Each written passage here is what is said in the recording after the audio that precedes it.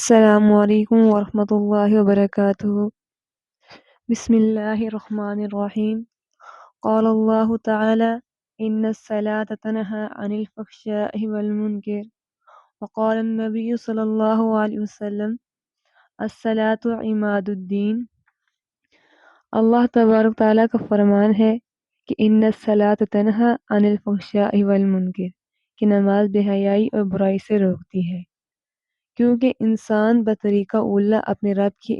عبادت کرنے کا محتاج ہے۔ چنانچہ اللہ نے وما خلقت الجن والانس الا لیعبدون فرما کر انسان کی تخلیق کا مقصد صرف عبادت اور بندگی قرار دی ہے۔ اب صحیح معنوں میں انسان وہی کہلائے گا، یعنی جو اپنے پروردگار کے سامنے جھکے، عبادت میں آگے بڑھے، اپنے کان، ناک، ہاتھ، پیر اور پیشانی سمیت کے سارے اعضاء ذلیل ہو کر اللہ کے سامنے جھک جائیں، اسی کا نام بندگی اور اسی کا نام نماز ہے۔ کیونکہ حضرت آدم علیہ السلام سے لے کر جناب عیسیٰ علیہ السلام تک ہر نبی کی امت کو مختلف صورتوں میں یہ نماز کا فریضہ عطا کیا گیا، اور ہر نبی نے خود عمل کرنے کے ساتھ ساتھ اپنی امت کو بھی اس کی ترغیب دی۔ لیکن میرا اور آپ کا نماز کے ساتھ ایک خاص تعلق اور لگاؤ ہے، کیونکہ حضور اقدس صلی اللہ علیہ وسلم نے اپنی امت کو بتایا نماز دین کا ستون ہے، یعنی الصلاۃ عماد الدین،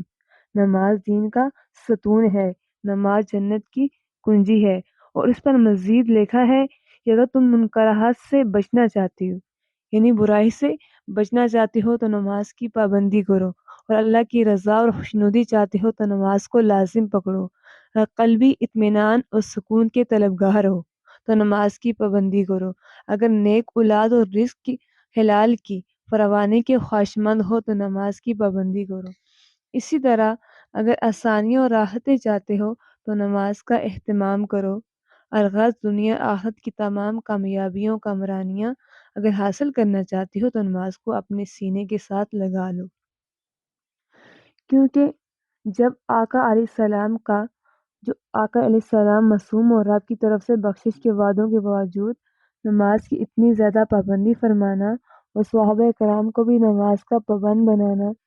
مرض الوفات میں 2 آدمیوں کے سہارے جا کر نماز ادا کرنا،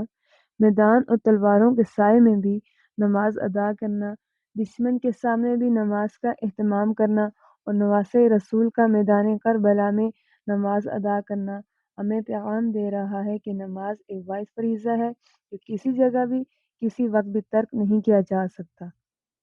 لہذا نماز کی پابندی کرنا ہم سب پر فرض ہے۔